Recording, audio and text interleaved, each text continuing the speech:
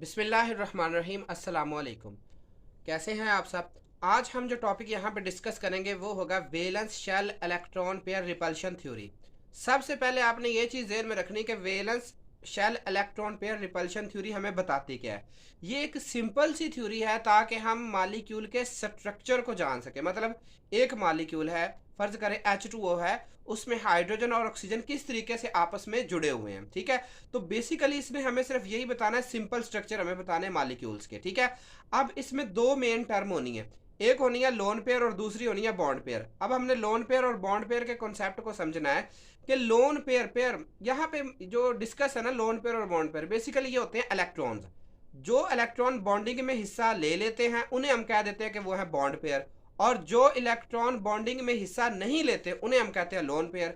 तो इसी तरीके से लोन पेयर और बॉन्ड पेयर एक दूसरे को रिपेल करते हैं और एक मालिक्यूल में जो है वो एटम इस तरीके से अरेंज होते हैं ताकि रिपल्शन फोर्सेस जो है वो कम से कम हो।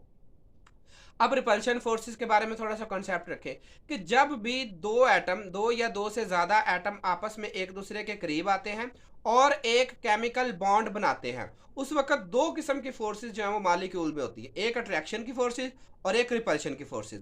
अगर अट्रैक्शन की फोर्सेस ज़्यादा होती हैं रिपल्शन की फोर्सेस से तो एक केमिकल बॉन्ड बनता है, लेकिन अगर रिपल्शन की फोर्सेस अट्रैक्शन की फोर्सेस से ज़्यादा होती है तो एक केमिकल बॉन्ड नहीं बनता। तो वेस्पर थ्योरी में हमने सिंपली यही प्रिडिक्ट करना है कि जो इलेक्ट्रॉन पेयर है, यानी कि जो बॉन्ड पेयर है और लोन पेयर है, ये अपने आप को किस तरीके से अरेंज करते हैं ताकि अट्रैक्शन की फोर्सेस ज़्यादा से ज़्यादा हों और रिपल्शन की फोर्सेस कम से कम हों। तो इसके कुछ पॉइंट्स हैं, कुछ इंट्रोडक्शन है, ये सारा कुछ मैं अब आपको ना पेज के ऊपर इनके डायग्रामेटिकली आपको सारा एक्सप्लेन करूंगा कि किस किस्म से जो है वो कितने किस्म के जो वेस्पर थ्योरी है वो कितने टाइप्स के मालिक्यूल को एक्सप्लेन करती है। याद रखें ये ज़्यादातर जो है वो कोवेलेंट कंपाउंड और सिंपल कोवेलेंट कंपाउंड को फॉलो करती है और आयनिक कंपाउंड के बारे में इसका कोई कॉन्सेप्ट नहीं है। तो वेस्पर थ्योरी एक सिंपल सी थ्योरी है जिसमें हम मालिक्यूल के स्ट्रक्चर के बारे में जान सकते हैं कि किस तरीके एटम्स अपने आप को अरेंज करते हैं। ठीक है, लोन पेयर और बॉन्ड पेयर का कॉन्सेप्ट हम डिस्कस करेंगे, फिर लोन पेयर और बॉन्ड पेयर की रिपल्शन या अट्रैक्शन क्या चीज़ होती है, और फिर जो शेप बनती है वो किस तरह की शेप बनती है, ये सारे का सारा हमने जो है वो मालिक्यूल इसमें वेस्पर थ्योरी में जो है वो हमने डिस्कस करना है। जी, अब इंट्रोडक्शन में सबसे पहले आपको ये पता होना चाहिए कि ये थ्योरी के बारे में कॉन्सेप्ट किसने डेवलप दिया और किसने इसको जो है वो मॉडिफाई किया। सिडविक एंड पॉवल ने 1940 में ये बयान किया कि जो शेप ऑफ मालिक्यूल है ना, इनको हम नंबर ऑफ इलेक्ट्रॉन पेयर जो कि कहाँ पे होते हैं, आउटर मोस्ट ऑर्बिट में होते हैं किसी भी सेंट्रल एटम के, उसके ज़रिए नंबर ऑफ जो electron which are present in the outer most orbit of an atom can be explain. मतलब ये कि जो मालिक्यूल की शेप है बेसिकली हम उन इलेक्ट्रॉन की मदद से बयान कर सकते हैं जो कि आउटर ऑर्बिट में हो। आउटर ऑर्बिट से मुराद यहाँ पे वैलेंस शेल भी मुमकिन है। ठीक है, इसी तरीके से ये थ्योरी 17 ईयर बाद यानी कि 1957 में नाइलॉम और ग्लिप्स ने डेवलप की, इस थ्योरी को डेवलप किया और बहुत सारे मालिक्यूल्स की जो है ना वो स्ट्रक्चर एक्सप्लेनेशन इस थ्योरी के जरिए की। जितने भी नॉन ट्रांजिशन एलिमेंट थे यानी कि डी ब्लॉक एलिमेंट के अलावा बाकी जितने भी एलिमेंट थे एस और पी से रिलेटेड, उन सब के बारे में जो है वो फिर इन्होंने एक कॉन्सेप्ट दिया। अब बेसिक कॉन्सेप्ट क्या है कि valence electron pair arrange themselves around the central atom to have minimum repulsion. कि जो वैलेंस इलेक्ट्रॉन होते हैं वो अपने आप को इस तरीके से डेवलप करते हैं ताकि जो है वो रिपल्शन मिनिमम से मिनिमम हो सके। यानी कि ये जो कॉन्सेप्ट है ना, ये रिपल्शन और अट्रैक्शन का, ये आपको आगे बिल्कुल मालिक्यूल के, जब हम मालिक्यूल स्टार्ट करेंगे ना एग्जाम्पल्स, तो उसमें बिल्कुल आपको जो है ना ये क्लियर हो जाएगा। सबसे पहले हम देखते हैं main points of VSEPR theory के। वेस्पर थ्योरी के मेन पॉइंट्स कौन कौन से हैं। Both lone pair and bond pair contribute to the geometry of molecule. यानी कि किसी भी मालिक्यूल की ज्योमेट्री को, किसी भी मालिक्यूल की शेप को एक्सप्लेन करने के लिए बॉन्ड पेयर और लोन पेयर दोनों आपस में जो है वो कंट्रीब्यूट करते हैं और फिर एक मालिक्यूल की बाकायदा जो है वो हम ज्योमेट्री जो है वो प्रेजेंट करते हैं। Electron around the central atom arrange themselves as far as part from each other as possible to minimise the repulsion forces. यानी कि जो इलेक्ट्रॉन होते हैं सेंट्रल एटम के वो अपने आप को इस तरीके से मैनेज करते हैं और इतना ज़्यादा से ज़्यादा जितना मैक्सिमम हो सकता है वो एक दूसरे से दूर होते हैं ताकि रिपल्शन की फोर्सेज कम से कम हो सके। Lone pair on the central atom repel most than bond pair. अब जो लोन पेयर है इसकी रिपल्शन ज़्यादा होती है और बॉन्ड पेयर की रिपल्शन कम होती है। अब इसको मैं एग्जांपल है, ये पॉइंट जो है वो अभी आप पेंडिंग रखें, तो जब आगे एग्जांपल आएगी तो हम इंशाल्लाह उस एग्जांपल में जो है ना इसको एक्सप्लेन करेंगे कि किस तरीके से लोन पेयर की रिपल्शन ज़्यादा होती है और बॉन्ड पेयर की कम होती है। तो ये एक ऑर्डर है रिपल्शन के हिसाब से कि अगर आपके पास दो लोन पेयर हो, इनकी रिपल्शन ज़्यादा होगी as compare to one lone pair and one bond pair, और अगर दो बॉन्ड पेयर आ जाते हैं तो उनकी रिपल्शन सबसे कम होगी। Lone pair occupy more space than bond pair. अब जो लोन पेयर है ये ज्यादा जगह घेरता है, जबकि बॉन्ड पेयर जो है वो कम घेरता है, ठीक है। ये आगे एग्जांपल में हमने ये सारे पॉइंट क्लियर करते हैं। Multiple bond behave same as single bond for structure explanation but only space is the difference which is given as. अब जो हमारे पास ट्रिपल बॉन्ड वाला मॉलिक्यूल आ जाए या डबल बॉन्ड आ जाए किसी मॉलिक्यूल में, तो वो जो डायाग्राम है, ये जो ज्योमेट्री है मॉलिक्यूल की, वो चेंज नहीं होगी, बल्कि क्या होगा, सिर्फ और सिर्फ इतना फर्क पड़ेगा कि जो हमारे पास ट्रिपल बॉन्ड है वो ज्यादा जगह घेरेगा और डबल बॉन्ड उससे कम और सिंगल बॉन्ड सबसे कम। अब हम इसकी एप्लीकेशन पढ़ते हैं वेस्पर थ्योरी की। एप्लीकेशन में वेस्पर थ्योरी के सबसे पहले हमारे पास जो मॉलिक्यूल आ रहा है वो है AB2 type molecule. AB2 type molecule ऐसे मॉलिक्यूल होते हैं जिनमें दो एटम जो है ना अटैच होते हैं सेंट्रल एटम में। इनके दरमियान जो बॉन्ड एंगल होता है वो होता है 180 का, और जो शेप होती है वो लीनियर होती है। इसमें सबसे पहली एग्जांपल हमारी आती है BeF2 बेरिलियम फ्लोराइड की। अब सेंट्रल एटम की हमने पहचान कैसे करनी है, वेरी सिंपल। सेंट्रल एटम वो होगा जो क्वांटिटी में कम होगा, यानी कि यहाँ पे हम देखें तो ब्रिलियम एक एटम है जबकि फ्लोरीन के दो एटम है, तो इन दोनों में सेंट्रल एटम हमारे पास आ जाता है ब्रिलियम। तो सेंट्रल एटम ब्रिलियम है। सबसे पहले हम इसकी इलेक्ट्रॉनिक कॉन्फ़िगरेशन लिखेंगे। ब्रिलियम का एटॉमिक नंबर 4 होता है, यानी कि इसमें 4 इलेक्ट्रॉन होते हैं, 1s2 और 2s2। ये जो 2s2 है ये इसका वैलेंस शेल है, ठीक है। अब वैलेंस शेल की पहचान आपने कैसे करनी है? वैलेंस शेल की पहचान आपने सिर्फ सिंपली एक कॉन्सेप्ट से करनी है कि जो हाईएस्ट नंबर होगा जब हम इलेक्ट्रॉनिक कॉन्फ़िगरेशन करेंगे तो उसमें जो हाईएस्ट नंबर होगा वही जो है वो वैलेंस शेल होगा। अदर एटम कौन सा है? फ्लोरीन है, तो इसकी इलेक्ट्रॉनिक कॉन्फ़िगरेशन कुछ इस तरीके से, ठीक है।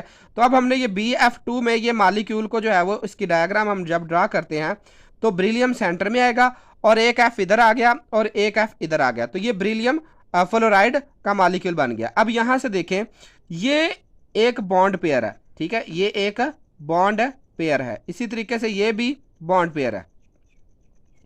यानी यहां पर जो मौजूद इलेक्ट्रॉन है वो बॉन्डिंग मॉलिक्यूल और मतलब जो बॉन्ड बना रहे हैं उनको हम बॉन्ड पेयर कहते हैं। तो यहां पर जो इलेक्ट्रॉन है, एक इलेक्ट्रॉन इधर फ्लोरीन से आया, एक ब्रिलियम ने इधर शेयर किया, एक ब्रिलियम ने इधर शेयर किया। ब्रिलियम ने अपने ये जो दो इलेक्ट्रॉन है दो F के एटम्स के साथ शेयर किया, और शेयर करने के बाद BeF2 का मॉलिक्यूल जो है वो जनरेट हुआ। अब हम इसको एक्सप्लेन कैसे करेंगे? सबसे पहले आपने इधर देखना है इसको कि इन BeF2 central atom is Be. It has 2 electron in its outermost shell. It share its 2 electron with 2 atom of fluorine to make BeF2. The bond angle is 180 and shape is linear. यानी कि ये theory आप दोबारा play कर लीजिएगा कि इस तरीके से आपने मॉलिक्यूल को एक्सप्लेन करना है। उर्दू में ये होगा इसको कि ब्रिलियम फ्लोराइड में सेंट्रल एटम ब्रिलियम है, इसके आखिरी शेल में 2 इलेक्ट्रॉन है, ये अपने दोनों इलेक्ट्रॉन दो जो है वो F के एटमों के साथ शेयर करता है और एक BeF2 का मॉलिक्यूल बनाता है, और इसमें बॉन्ड एंगल 180 होता है और शेप जो है वो लीनियर होती है, ठीक है। इसी तरह से अब दूसरी टाइप देखें, AB3 टाइप मॉलिक्यूल। अब AB3 टाइप मॉलिक्यूल कौन से मॉलिक्यूल होंगे जिनमें क्या होगा, 3 एटम होंगे अटैच टू सेंट्रल एटम, और इनमें बॉन्ड एंगल 120 का होगा, शेप इसमें ट्राइगोनल प्लेनर होगी। इसमें सबसे पहली एग्जांपल आती है BH3। अब सेंट्रल एटम है ब्रोन, ब्रोन के आखिरी शेल में मतलब देखते हैं कितने इलेक्ट्रॉन होते हैं, तो एटॉमिक नंबर इसका 5 है। जब हम इसकी इलेक्ट्रॉनिक कॉन्फ़िगरेशन करेंगे तो ये होगा 1s2 2s2 और 2p1, ये इसका आखिरी शेल होगा, क्योंकि हाईएस्ट नंबर वाला आखिरी शेल होता है, आखिरी ऑर्बिट होता है, आउटर मोस्ट ऑर्बिट होता है। तो यहाँ पे हम देखते हैं कि जो 2 है ये हाईएस्ट नंबर है, तो जितने भी ऑर्बिटल के साथ 2 होगा वो सारे के सारे वैलेंस ऑर्बिटल होंगे। यहाँ पे 2 इलेक्ट्रॉन S में है और 1 इलेक्ट्रॉन P में है, तो टोटल हमारे पास वैलेंस शेल में 3 इलेक्ट्रॉन है, ठीक है। और BH3 में अगर हम देखते हैं तो हमें चाहिए भी 3 इलेक्ट्रॉन ही, क्योंकि हाइड्रोजन के 3 एटम है, तो हाइड्रोजन की इलेक्ट्रॉनिक कॉन्फ़िगरेशन करें तो इसकी होती है 1s1। तो यहाँ पे क्या होगा, ब्रोन अपने 3 वैलेंस इलेक्ट्रॉन 3 एटम्स जो हाइड्रोजन के हैं उनके साथ शेयर करेगा और BH3 का मॉलिक्यूल बनाएगा। अब इसको हम कैसे एक्सप्लेन करेंगे? In BH3, central atom is B. It has 3 electron in its valence shell. It shares its 3 electron with 3 atom of hydrogen to form BH3. The bond angle is 120 and shape is trigonal planar. Next हमारे पास molecule जो आ रहा है वो है AB4 type molecule. अब AB4 type molecule कौन से होंगे कि इसमें 4 atom attached to the central atom, 4 atom central atom के साथ अटैच होंगे। इसमें बॉन्ड एंगल जो है वो 109.5 का होगा, शेप जो है वो टेट्राहेड्रल होगी। इसमें सबसे पहली एग्जांपल आती है हमारे पास CH4 मीथेन की। तो CH4 में सेंट्रल एटम हमारे पास कौन है जिसकी क्वांटिटी कम है। अब हाइड्रोजन 4 हैं लेकिन कार्बन यहाँ पे क्या है 1 है, तो यहाँ पे सेंट्रल एटम जो है वो कौन है कार्बन है, और कार्बन का एटॉमिक नंबर होता है 6। जितना किसी एटम का एटॉमिक नंबर होता है उतने ही उसमें इलेक्ट्रॉन होते हैं। सो सेंट्रल एटम है कार्बन, इसके आखिरी शेल में मतलब इसके टोटल इलेक्ट्रॉन है 6। तो इलेक्ट्रॉनिक कॉन्फ़िगरेशन जब हम करेंगे तो ये हो जाएगा 1s2 2s2 और 2p2। ये इसका वैलेंस शेल होगा, यानी कि आखिरी शेल होगा, आउटर मोस्ट शेल होगा। इसके 2 s में इलेक्ट्रॉन है और 2 ही p में इलेक्ट्रॉन है। तो टोटल कितने इलेक्ट्रॉन हो गए इसके आखिरी शेल में 4। तो 4 वैलेंस इलेक्ट्रॉन्स हैं यहाँ पर कार्बन के पास, और CH4 में हम देखते हैं तो हमें चाहिए भी 4 ही, ठीक है, क्योंकि 4 हाइड्रोजन एटम के साथ ये शेयर करता है। तो यहाँ पे सेंटर में ये अपने आप को रखेगा और 4 एटम जो हैं वो हाइड्रोजन के इसके साथ इस तरीके से अटैच होंगे। ये चारों के चारों इलेक्ट्रॉन एक इलेक्ट्रॉन एक हाइड्रोजन के साथ, दूसरा दूसरे के साथ, तीसरा तीसरे के साथ और चौथा चौथे के साथ, और इस तरह से CH4 का स्ट्रक्चर बनेगा। अब इसको हम लिखेंगे कैसे। इन CH4 central atom is C. It has 4 electron in its valence shell. It shares its 4 electron with 4 atom of hydrogen to form CH4. The bond angle is 109.5 and the shape is tetrahedral. दूसरी example अब देखें, आगे वाली next type जो है वो AB5 type molecule है। अब AB5 टाइप मॉलिक्यूल कौन से होंगे जिनमें 5 एटम सेंट्रल एटम के साथ अटैच होंगे। इसमें 2 किस्म के हमें बॉन्ड एंगल मिलेंगे, एक इक्वाटोरियल और एक एक्सियल, ठीक है। जो शेप हमें हासिल होगी वो ट्राइगोनल बाइपिरामिडल है। PCl5 इसमें सबसे पहली एग्जांपल आती है, ठीक है। अब PCl5 में सेंट्रल एटम कौन है हमारे पास फास्फोरस है, इसका एटॉमिक नंबर 15 होता है। इलेक्ट्रॉनिक कॉन्फ़िगरेशन करें तो इसके आखिरी शेल में देख ले कितने इलेक्ट्रॉन आ रहे हैं, 5 इलेक्ट्रॉन आ रहे हैं। तो ये क्लोरीन की इलेक्ट्रॉनिक कॉन्फ़िगरेशन है, तो आखिरी शेल में 5 इलेक्ट्रॉन आ रहे हैं, तो ये पांचों के पांचों 5 क्लोरीन एटम के साथ शेयर करेगा और ये आपके सामने जो है वो ट्राइगोनल बाइपिरामिडल शेप बनेगी। यहाँ पे 2 एंगल है, ये वाला और ये वाला। इन कार्बन एटम के दरमियान जो एंगल है इसे कहते हैं एक्सियल एंगल, जबकि ये वाले इस तरीके से जो एंगल है 2 क्लोरीन के दरमियान इसे कहते हैं इक्वाटोरियल एंगल।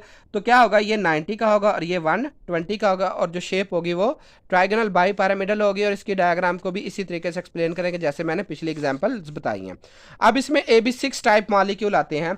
इसमें क्या होगा, 6 एटम अटैच होंगे सेंट्रल एटम के साथ, बॉन्ड एंगल सारा 90 का होगा और शेप जो हमें मिलेगी वो होगी ऑक्टाहेड्रल। तो इसमें SF6 की एग्जांपल लेते हैं हम। सबसे पहले सल्फर हेक्साफ्लोराइड की। तो इसमें सल्फर जो है वो सेंट्रल एटम है, सल्फर का एटॉमिक नंबर होता है 16। तो जब हम इसकी इलेक्ट्रॉनिक कॉन्फ़िगरेशन करेंगे तो इसके आखिरी शेल में हमारे पास कितने 6 इलेक्ट्रॉन आ रहे हैं, ये 2 हैं और ये 4 हैं, ठीक है।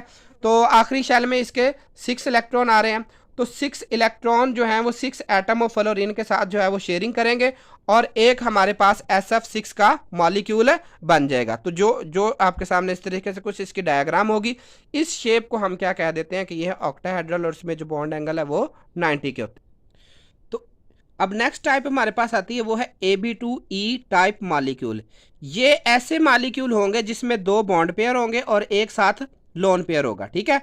तो इसमें जो है वो हमारे पास क्या होगा कि 2 atom attach to central atom, एक लोन पेयर होगा और जो बॉन्ड एंगल होगा वो हमारा लेस देन 120 होगा, और इस शेप को हम बेंट या एंगुलर कहेंगे। इसमें सबसे पहली एग्जांपल हमारे पास जो आती है वो आती है SnCl2 की। तो इसमें सेंट्रल एटम कौन है, Sn टिन है, इसका नाम है tin chloride. Central atom tin है और इसमें 50 इलेक्ट्रॉन होते हैं। तो जब हम इसकी इलेक्ट्रॉनिक कॉन्फ़िगरेशन करते हैं तो हमारे पास ये जो हाईएस्ट नंबर वाला शेल आता है वो ये आता है 5s2 और 5p2, यानी कि इसका आखिरी शेल जो है वो 5s2 है और 5p2 है। तो क्या होगा कि हम देखते हैं कि आखिरी शेल में 2 ये और 2 ये, टोटल इसके आखिरी शेल में 4 इलेक्ट्रॉन हैं। अब आपने यहां से ये कंफ्यूज नहीं होना कि ये तो 4d सेंटर में आ रहा है तो आखिरी शेल ये कैसे हो गया। आखिरी शेल जो है वो आखिर वाले नहीं होते बल्कि हाईएस्ट नंबर वाले होते हैं, ठीक है। तो हाईएस्ट नंबर वाले जो होते हैं उन्हें हम क्या कह देते हैं कि ये हमारे आखिरी शेल होते हैं। ठीक है, तो हाईएस्ट नंबर जो है वो 5 है। ये जो इलेक्ट्रॉनिक कॉन्फ़िगरेशन का रूल है ये बड़ा सिंपल सा रूल है, जो कि होता है SS PS PS DPS DPS FDPS, ये वो वाले रूल के मुताबिक हमने इलेक्ट्रॉनिक कॉन्फ़िगरेशन की है। ठीक है, तो आखिरी शेल में इसके आते हैं 4 इलेक्ट्रॉन और 2 क्लोरीन की जो है वो इलेक्ट्रॉनिक कॉन्फ़िगरेशन कुछ इस तरीके से है। अब ये 4 इलेक्ट्रॉन किस तरीके से आपस में अरेंज हुए हैं, देखिए Sn ने 2 इलेक्ट्रॉन तो अपने शेयर कर लिए 2 एटम्स जो हैं वो क्लोरीन के साथ, और इसमें टोटल 4 थे, 4 में से 2 रह गए जिसको लोन पेयर के तौर पे जो है वो अपने पास रखता है। तो क्या होता है कि ये जो लोन पेयर है ये यहाँ से रिपल्शन डिवेल्प करता है और रिपल्शन की वजह से इनको बॉन्ड पेयर को धकेलता है, जो फिर एक मैक्सिमम डिस्टेंस पे आ जाते हैं। तो क्या होता है, मैक्सिमम डिस्टेंस पे आने के बाद मॉलिक्यूल स्टेबल होता है। और यहाँ पर ये जो शेप है इसकी, ये बजाय ये कि सीधी होती, जैसे कि हमने AB2 टाइप मॉलिक्यूल पढ़ा है, बजाय ये कि सीधी होती, यहाँ पे हमारे पास कौन सी है, बेंट शेप में है। ठीक है, तो अब आप इसको थ्योरेटिकली कैसे एक्सप्लेन कर सकते हैं। इन SnCl2 central atom is Sn and it has 4 electron in its valence shell. It share its 2 electron with 2 atom of Cl and 1 electron pair is left as a lone pair. ये क्या है, ये lone pair है। ठीक है, ये lone pair है। अब लोन पेयर और बॉन्ड पेयर में डिफरेंस यहां पे आप समझ लें। बॉन्ड पेयर जो होता है वो 2 एटमों के दरमियान बनता है, यानी कि इधर से हाफ और इधर से हाफ एटम जो है वो इलेक्ट्रॉन शेयर करते हैं तो बनता है बॉन्ड पेयर। लेकिन जो लोन पेयर होता है वो एक ही एटम से तल्लक रखता है, मतलब ये देखें ना, ये Sn पे ही तल्लक रखता है, Sn से ही जुड़ा हुआ है लोन पेयर। तो ये जो लोन पेयर Sn का है, लोन पेयर को सिर्फ और सिर्फ एक एटम जो है वो कंट्रोल कर रहा है, जबकि बॉन्ड पेयर को 2 एटम जो है वो कंट्रोल कर रहे हैं। तो इसलिए बॉन्ड पेयर ज्यादा जो है वो मजबूती से जकड़ा होता है as compare to lone pair. अब लोन पेयर चूंकि मजबूती के साथ नहीं है, जितना जो है फिर्मली ये यहाँ पे है इतना फिर्मली ये यहाँ पर बिल्कुल नहीं है, तो क्या होगा, इसकी रिपल्शन ज्यादा होगी। ठीक है, इसकी रिपल्शन है ज्यादा होगी बॉन्ड पेयर के मुकाबले में। तो it has 4 electron in its valence shell, तो 4 इलेक्ट्रॉन थे, 2 इसने शेयर कर लिए और 2 जो है वो लोन पेयर के तौर पर रह गए। तो यहाँ पे अब अगर हम ये बात कहें कि why lone pair occupy more space as compare to bond pair, तो इसका बड़ा सिंपल सा जवाब है, since lone pair is under the influence of only 1 atom, कि जो लोन पेयर होता है वो सिर्फ एक एटम के अंडर इन्फ्लुएंस होता है, जबकि बॉन्ड पेयर जो होता है ये 2 एटमों के दरमियान है, यानी कि जो under the influence of 2 atom होता है। तो इस वजह से ये फिर्मली ये ज्यादा टाइटली होता है, जबकि लोन पेयर कम होता है, जिसकी वजह से ये ज्यादा रिपल्शन भी क्रिएट करता है और जगह भी घेरता है। आगे नेक्स्ट हमारी टाइप है AB2E2 टाइप मॉलिक्यूल। अब इसमें क्या होता है, 2 atom attach to central atom, साथ इसके 2 लोन पेयर हैं, बॉन्ड एंगल जो है वो 104.5 का है, शेप बेंट या एंगुलर कहलाती है। अब इसमें हमारे पास सबसे बेस्ट एग्जांपल आती है H2O की। H2O में O सेंट्रल एटम है, इसके आखिरी शेल में देखें ये कितने इलेक्ट्रॉन है, 6 इलेक्ट्रॉन है। कितने इलेक्ट्रॉन है, 6। अब इसमें से 2 तो इसने शेयर कर लेने हैं, 2 एटम जो है वो हाइड्रोजन के उसके साथ। यहाँ पे शक्ल में देखें कि 2 इलेक्ट्रॉन तो ऑक्सीजन ने एक इस हाइड्रोजन के साथ और एक इस हाइड्रोजन के साथ शेयर कर लिए।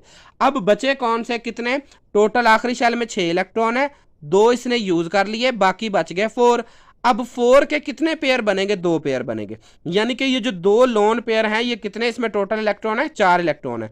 फिर वही होगा कि जो लोन पेयर है ये रिपल्शन क्रिएट करेगा और बॉन्ड पेयर जो है वो भी रिपल्शन क्रिएट करेगा।